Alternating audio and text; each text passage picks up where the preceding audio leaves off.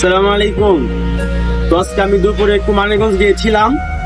তো মানিকগঞ্জ যাওয়ার পর যা হলো তো আপনারাই দেখেন। আমার এই উপকার না করলে হানিয়া দুটোর লেগে পিত্তির পাথরের লেগে করবো কারণ বাচ্চা নেই মরে গেছে 15 বছর আগে ওখানে করছে যে হানিয়া। সালাম আলাইকুম।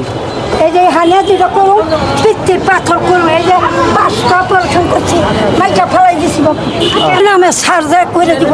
হ্যাঁ, নামে যাবেন ঢাকা?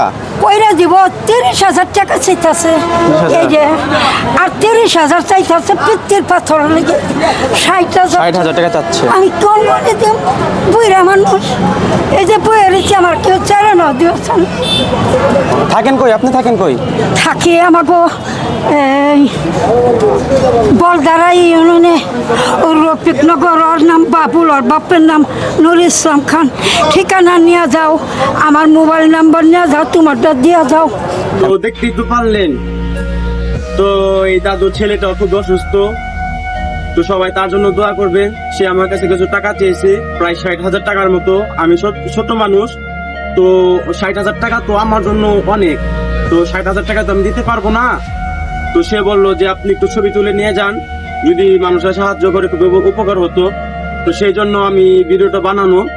তো উপরে আমার বিকাশ নাম্বারটা দিয়ে দিয়েছি। তো আপনারা 5 টাকা 10 টাকা যাই পারেন তো তাদের সাহায্য করবেন।